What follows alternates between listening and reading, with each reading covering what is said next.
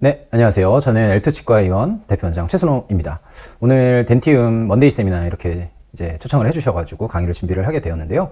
오늘 제가 말씀드릴 내용은 사실은 뭐 어떤 깊이 있는 내용이라기보다는 제가 치주과 의사로서 어떤 임플란트 치료에 대해서 어떤 식으로 조금 제 생각이 변화되고 그걸 어떻게 진료를 하고 있는지 이 변화에 있어가지고 좀 많은 영향을 준 게 사실은 덴티움사의 콜라겐 그래프트 재료거든요. 그래서 제가 콜라겐 그래프트를 사용한 것은 사실은 뭐 한 반년 정도밖에 되지는 않았습니다.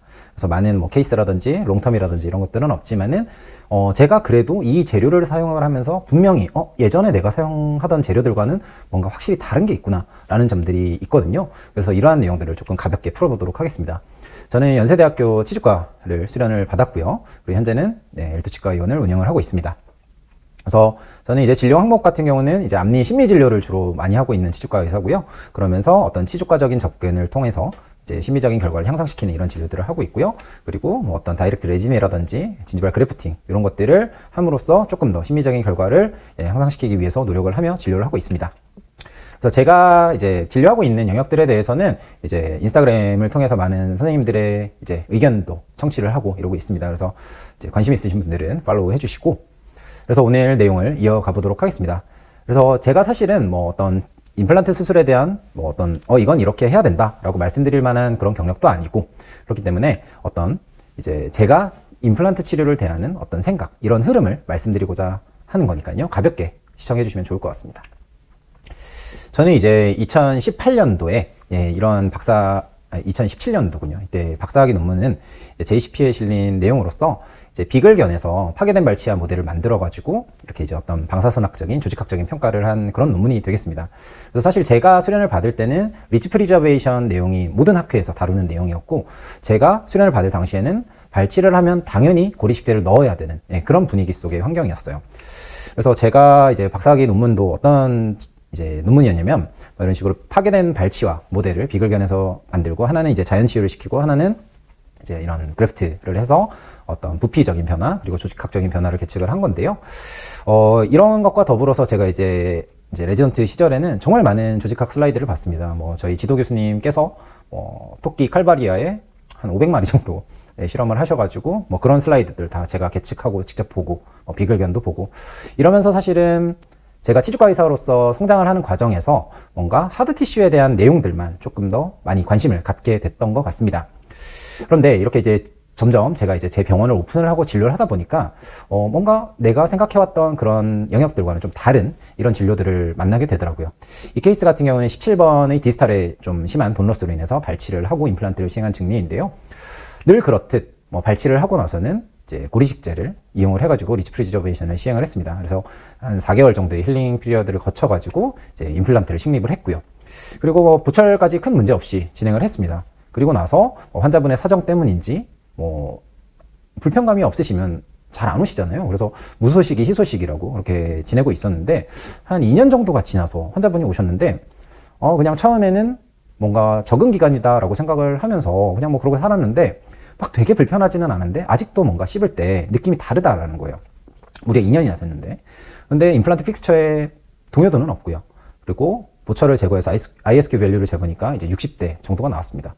그래서 뭐 이제 힐링을 교체를 하고 조금 지켜봤다가 또 뭐 보철물 다시 연결하고 이러한 과정들을 해봤는데 결국은 발걸을 했거든요. 이러한 케이스들을 보면서 사실은 뭐 임플란트 식립에 있어서 큰 문제도 없었고, 임프레션 들 때도 뭐 그때 당시 ISQ 밸류가 조금 낮았을 수는 있겠지만은 상하 구치부에서 허용될 수 있는 범위라고 생각을 했었고, 뭐 보철 토크를 줄 때도 큰 문제는 없었고 그랬는데, 시간이 지났음에도 이러한 이제 환자분의 말씀을 듣다 보니까 조금은 당황스러웠던 것이 사실입니다. 또 이런 것들 뿐만 아니라 이거는 이제 환자분의 진술에 의하면 2012년도에 이제 타원에서 식립한 임플란트인데요. 큰 불편감이 없이 지내시다가 이제 팔라탈면에 이런 식으로 이제 염증이 생겨서 저희 병원에 내원을 해주셨어요. 그래서 CT를 찾아보니까 팔라탈 쪽으로 고리식제로 심각한 본로스가 진행이 되고 있었고요. 그래서 뭔가 이제 임플란트가 식립된 모습, CT의 퀄리티를 보다 보니까 환자분께 이거 어떻게 식립을 하셨는지 혹시 기억나시냐고, 오래전이지만 그랬더니 그때 당시에 발치를 하면서 사이너스도 올리고 동시에 고리식을 했다라고 하셨어요. 그러다 보니까 임플란트 주변으로 굉장히 많은 그래프티드 매테리얼이 위치된 상태였고요. 물론 지금까지 사실은 뭐 10년 이상 큰 문제 없이 잘 쓰셨기 때문에 뭐 저 정도면은 괜찮은 진료 아니야? 라고 생각을 하실 수도 있지만은 사실은 이제 임플란트를 제가 발거를 할 때 사실은 이 이제 제거 툴을 이용을 해가지고 발치를 하긴 했지만은 큰 토크를 주지 않았는데 쏙 빠졌거든요. 그리고 내부를 봤을 때는 뭐 그래프트 매테리얼이 뭐 손쉬운 큐렛으로 다 긁혀 나오는 이런 것들을 확인할 수가 있었습니다. 이러다 보니까 보통 제가 이제 예상을 하는 거는 시간이 지났을 때 그래프티드 매테리얼은 뭔가 정말 우리가 뼈와 같은 역할을 해줘야 되는데 장기적으로 갔을 때 이거는 뭔가 내 뼈와는 확실히 다른 조직이구나 라는 생각을 많이 했던 것 같습니다. 그래서 이 환자분 같은 경우도 물론 주변에 이제 치아들 27번 같은 경우에는 엔도크라운이 필요한 상태였기 때문에 그리고 26번짜리 임플란트를 다시 식립을 할 때는 이때 당시에 이제 저도 어찌됐건 볼륨 유지를 위해 가지고 이제 뼈 이식제를 사용을 했는데요. 전체적으로 임플란트 픽스처 주변에 이제 고리식제에 둘러싸이는 환경이 부담스럽기도 하고 이래가지고 이제 다음과 같이 이제 브릿지 치료로 마무리를 했던 증례입니다. 다음 증례 같은 경우는 사실은 이거는 어떤 고리식제에 대한 문제 뭐 이런 것들은 아닐 수도 있습니다. 그리고 상태에 따라 가지고는 임플란트 픽스처 자체의 어떤 기계적인 페일러로 볼 수도 있는데요. 그런데 이것을 생각을 하다 보면은 결국에는 또 그래프티드 매테리얼에 대한 내용을 생각을 하게 되더라고요. 2021년에 이제 다른 부위의 치료를 위해서 내원하셨던 환자분인데 우연찮게도 제가 아는 선생님 병원에서 임플란트를 치료를 받으신 케이스입니다. 그래서 2021년 9월에 내원을 해주셨고요. 제가 이제 왼쪽에 임플란트를 식립을 하고 이렇게 팔로우업을 하고 있었습니다. 2023년도에 방사선학적 소견을 보면은 당장에 큰 문제는 없지만은 뭔가 느낌이 쎄한 이런 방사선학적 소견을 보이고 있습니다.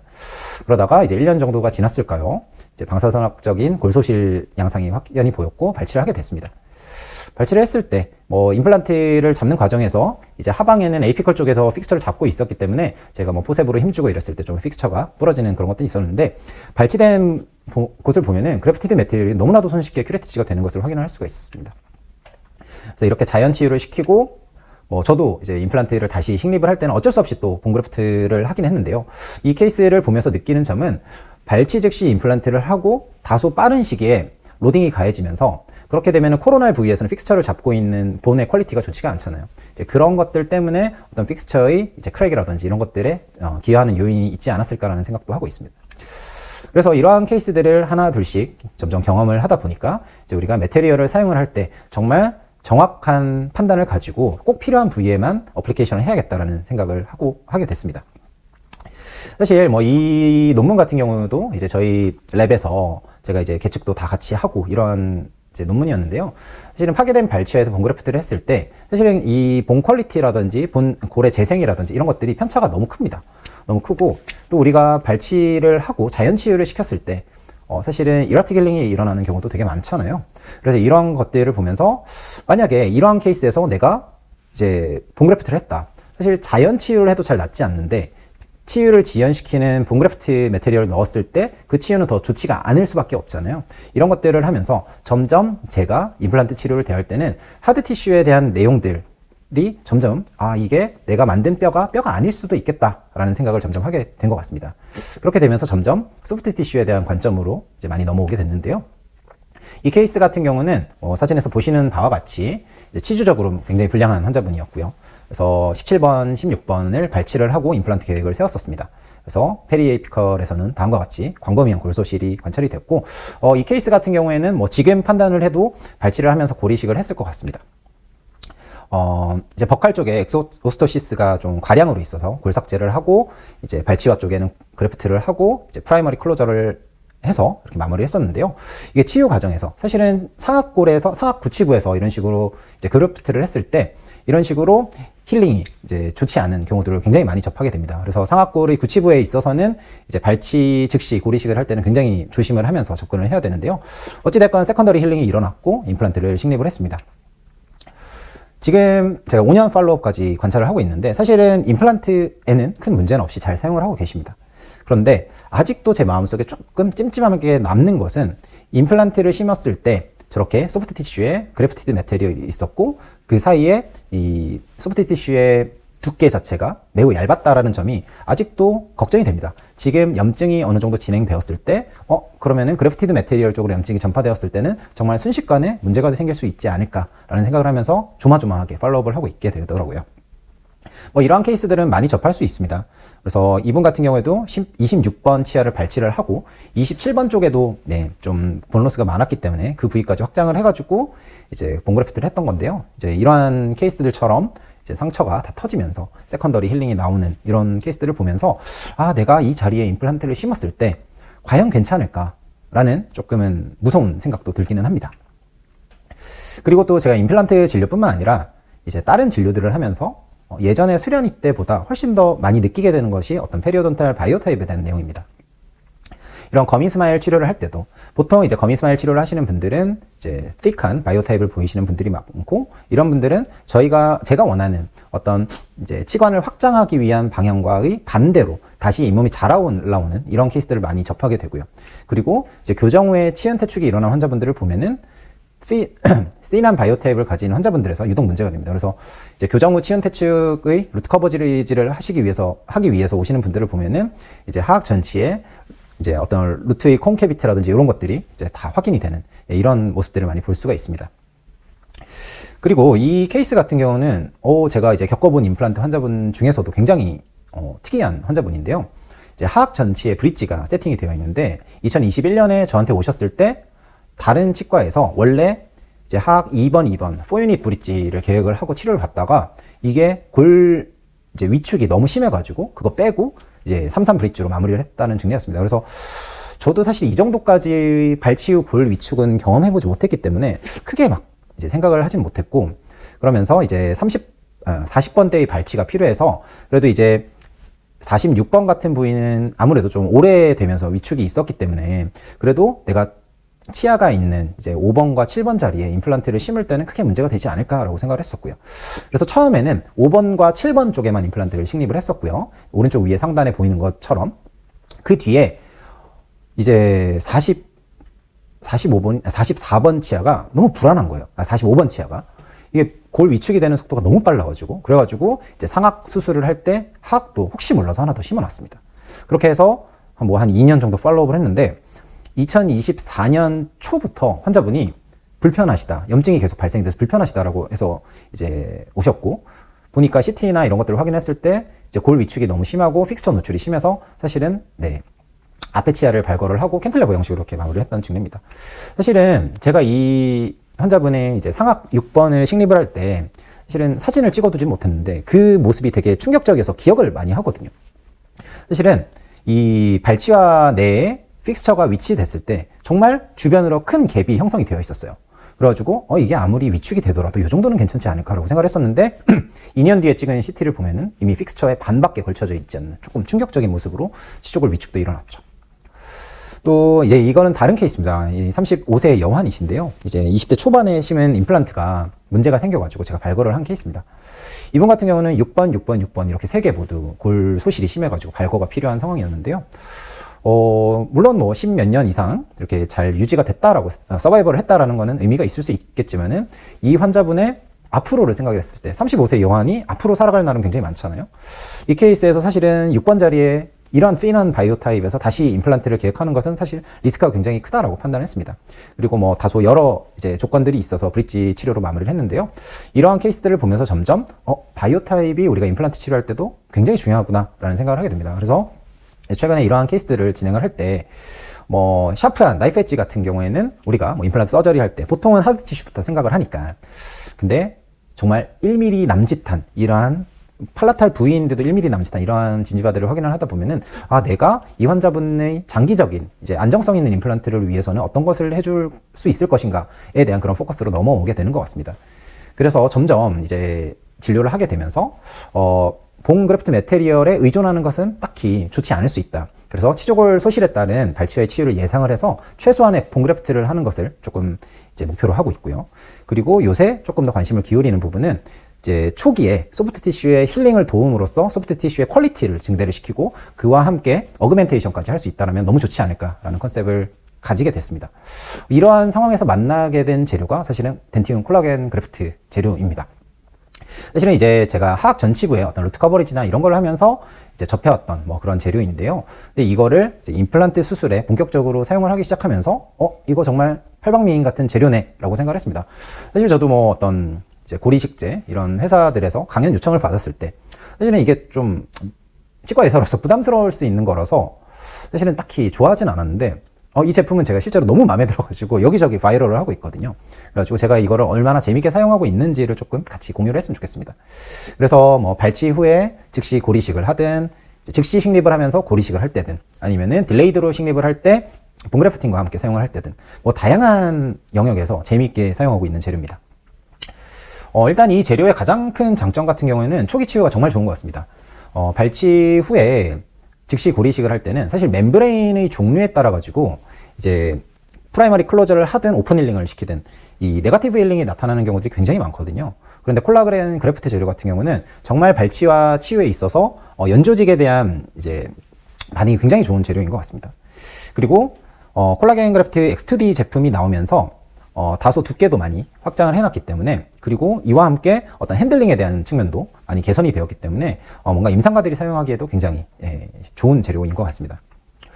제가 사실 뭐 본그래프트나 이 콜라겐 그래프트에 대한 어떤 학술적인 백그라운드는 이 강의를 준비를 하다 보니까 이제 이전에 선생님들이 잘 정리를 해두셨더라고요. 그래서 관심이 있으신 분들은 덴티움 유튜브에 들어가셔가지고 이 내용들을 확인해 보시면 좋을 것 같고 요즘에 제가 어떻게 사용하고 있는지 이런 케이스 위주로 좀 간략하게 말씀을 드리도록 하겠습니다.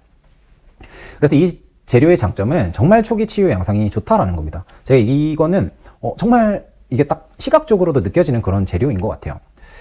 이 환자분 같은 경우는 23번은 치주염으로 인해서 사실은 조금 협조도가 좋지는 않아서 23번 부위는 초기에 내원하셨을 때부터 발치를 권유드렸는데 정말 덜렁덜렁거리는 상태로 한 1년여를 지내시다가 이제 그냥 자연 발치가 돼서 오셨고 그리고 CT를 찍어봤을 때 24번 치아와 26번 치아도 이제 발거가 필요한 상황이었습니다. 그래서 CT 컷을 보면은 23, 4번 부위는 굉장히 광범위하게 이제 본로스가 일어난 것을 확인할 수가 있고요. 그리고 파노라믹 뷰 보시면은 26번에도 AP컷까지 연장된 치조골 소실 소견을 볼 수 있습니다. 이 환자분 같은 경우에는 뭐 어쩔 수 없이 굉장히 광범위하게 본그래프트를 해야 됐던 증례입니다. 그래서 26번 같은 경우는 발치와 함께 고리식을 하고 상부에는 콜라겐 그래프트로 커버를 하였고요. 23번, 24번 부위 같은 경우는 23번은 팔라탈 쪽에서 플랩을 형성을 해서 이 안쪽에 그래놀레이션 티슈와 함께 버칼 쪽으로 떠내서 이제 플랩을 형성을 했고 그 내부에 그래프트 매테리얼과 그 위에 콜라겐 그래프트 X2D를 커버를 해가지고 이렇게 치유를 시켰습니다. 사실 이런 양상들 제가 보통 경험해왔던 상악 구치부에서의 어떤 힐링 양상 그리고 이렇게 광범위한 본로스 상태에서의 광범위한 고리식 이때 예상되는 힐링의 패턴들이 있잖아요. 그런데 생각보다 일주가 지났을 때 너무 페이버러블한 힐링 양상이 보이는 거예요. 그래가지고 제가 이거를 이제 보고서는 제가 이제 덴티움 이제 영업 사원분한테 사진을 막 보냈어요. 이거 진짜 좋은데요? 라고 생각을 했던 것 같습니다. 그래가지고 이런 케이스를 보면서 이거 좀 많이 다양하게 사용해봐도 되겠다라는 생각이 들었고요. 그래서 이제 콜라겐 그래프트에 대한 사용 범위를 점점 늘려나가기 시작했습니다. 그래서 가장 가볍게 사용할 수 있는 게 이제 싱글 발치 즉시 임플란트 식립 시에 이렇게 콜라겐 그래프트를 힐링에 꽂아가지고 이렇게 사용하는 방법. 이제 이렇게 이제 점선 네모로 한 정도로 이제 트리밍을 해가지고 사실 요거는 이제 적절한 사이즈가 없어서 이렇게 했는데요. 이렇게 일단 처음에 시도를 해봤습니다. 이러한 케이스들을 이제 발치 즉시에서 점점 시행을 해보게 됐는데요. 이러한 케이스들이 이제 치조골의 문제는 아니고 치아 문제로 발치를 했기 때문에 인텍트한 본에다가 발치 즉시 임플란트 식립을 하는 케이스라서 이걸 보시면서 뭐 저 정도는 원래 연조직 치유가 잘 되는 거 아니야? 라고 생각하실 수도 있습니다.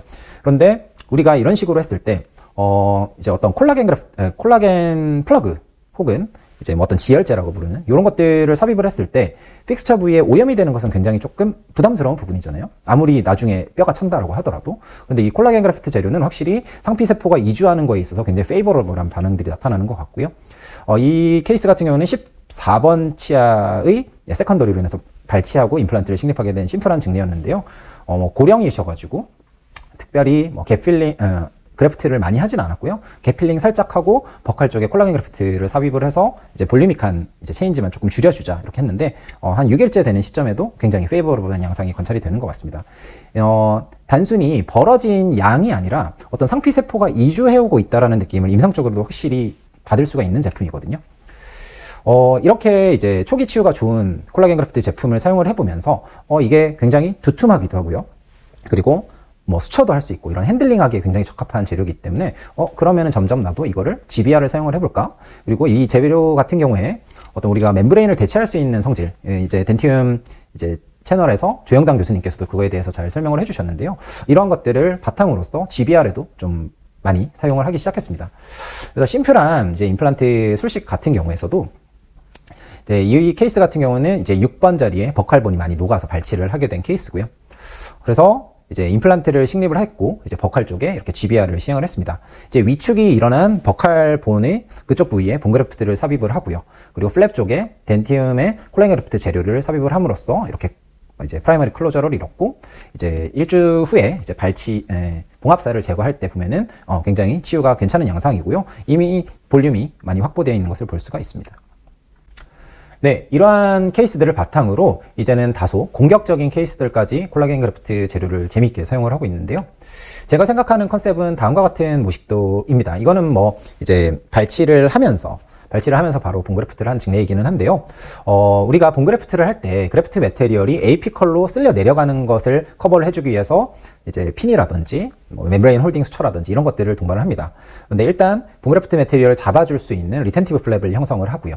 그리고 과량의 본그래프트 매테리얼을 삽입하고 버칼 쪽에 두툼한 콜라겐 그래프트를 삽입을 해서 본그래프트 매테리얼이 쓸려 내려가는 것을 차단해주는, 그러면서 버칼 쪽의 잇몸 두께를 확보해줄 수 있는 이런 컨셉을 확인을 하고 있고요. 그리고 이제 상부에다가는 필요에 따라 가지고 이제 멤브레인 홀딩 수처까지 함께 함으로써 이런 식으로 좀 컴플렉스한 케이스에서도 적용을 해보고 있습니다. 그래서 마지막으로 제가 이제 풀마우스에 가까운 이런 케이스를 어떻게 진행을 했는지를 보여드리면서 마무리를 하려고 하는데요. 이제 상악 무치약과 하악 부분 무치약. 이제 임상 사진에서 보시는 것과 같이 굉장히 샤프한 엣지가 이제 예상이 되는 그런 증례입니다. 먼저 하악을 수술을 했는데요. 하악에는 스페이스 메인테이닝 힐링 어버트먼트를 이용을 하고 수술을 했습니다. 그래서 지금 수술 후에 봉합한 모습을 보면은 버칼 쪽으로 굉장히 많이 어그멘테이션이 된 것을 볼 수가 있는데요. 그래서 이 케이스 같은 경우에는 제가 본그래프트를 하고 이제 멤브레인 홀딩 수처를 이용해서 이제 GBR을 시행을 했고요. 그런 다음에 이제 추후에 세컨 오피 때 어떤 콜라겐 그래프트 재료를 이용해서 소프트 티슈 어그멘테이션을 해주겠다라고 계획을 했습니다. 이렇게 생각한 이유는 일단은 너무나도 뼈가 얇기 때문에 과량의 GBR은 어쨌든 간에 필요한 수식이고 후에 소프트 티슈를 어그멘테이션을 해주겠다라는 전략입니다. 그래서 이제 CT 컷을 보면은 이제 구치부에 적절한 이제 충분한 본그래프트가 이루어진 것을 확인을 할 수가 있고요. 지금 치유 3개월 후의 사진입니다. 제가 예상했던 것과 같이 이 잇몸의 두께가 굉장히 얇기 때문에 한쪽에서는 이제 힐링 어버트먼트가 좀 약간 비쳐 보이고요. 노출이 된 부분도 있습니다. 이러한 것들은 이제 제가 세컨 오피를 하면서 필요하면은 이제 콜라겐 그래프트와 필요하면은 팔라탈에서도 이제 체득을 해가지고 연조직을 커버해주겠다라는 계획을 잡고 있고요. 이제 상악 이제 풀케이스로 식립을 할 때 이제 어떤 전략으로 했는지. 하악에서 유추할 수 있듯이 굉장히 샤프한 엣지인데 특히 상악 전치부에서 엄청나게 얇은 리치를 보여주고 있었습니다. 그래서 상악 부위에는 1차 수술 때는 과량의 GBR을 통해 가지고 먼저 하드 티슈를 만들어주고 구치부는 상대적으로 이제 본 위스가 괜찮았기 때문에 거기에서는 처음부터 콜라겐 그래프트로 이제 GBR을 해주면서 추후에 세컨 오피 때는 구치부는 건드리지 않는 이런 계획을 세웠습니다. 이 환자분이 이제 앞서 보여드렸던 그 굉장히 쓰이는 바이오타입을 가지고 있는 환자분이었는데요. 그래서 상악 이제 전치부의 식립에 있어서는 이렇게 전치부에 과량의 GBR을 하면서 이제 덴티움의 이제 오스테온 제노 그래프트 매테리얼과 콜라겐 멤브레인입니다. 그래서 멤브레인 홀딩 수처를 사용을 해줬고요. 이렇게 해서 이제 고리식이 잘 된 모습을 CT컷에서도 확인을 하실 수가 있고요. 그리고 구치부에서는 상대적으로 임플란트를 식립할 수 있는 폭이 충분했기 때문에 그래서 이렇게 버칼 쪽에 본그래프트 매테리얼을 넣고 버칼 플랩 쪽에는 콜라겐 그래프트 재료를 삽입을 함으로써 이 부위 같은 경우는 추후에 세컨 오피를 할 때는 따로 뭐 추가적인 고리시계라든지 어그멘테이션 이런 걸 하지 않도록 이렇게 계획을 했던 케이스입니다. 네, 이렇게 오늘은 제가 이 콜라겐 그래프트라는 재료를 치과 의사로서 되게 재밌게 잘 사용하고 있다라는 케이스들을 보여드렸는데요. 오랜만에 정말 마음에 들고 그리고 어떤 치과의사의 취미로 재밌게 만질 수 있는 장난감 같은 좋은 재료를 만난 것 같습니다. 뭐 루트 커버리지라든지 에이피컬리 포지션드 플랩이라든지 이런 것들에서도 다양하게 사용할 수 있는 매테리얼인 것 같거든요. 그래서 그리고 또 임상가에게 있어가지고 또 개원이에게 있어가지고 굉장히 중요한 부분 또한 어떤 이제 재료 자체의 이제 경제적인 측면인데 콜라겐 그래프트 매테리얼이 사실은 그 멤브레인과 비교했을 때도 굉장히 가성비가 좋은 제품이거든요. 그래가지고 이것도 함께 참고해 보시면서 한 번씩 사용해 보시면 좋을 것 같습니다. 네. 이상 L2치과의원 최순호였습니다. 감사합니다.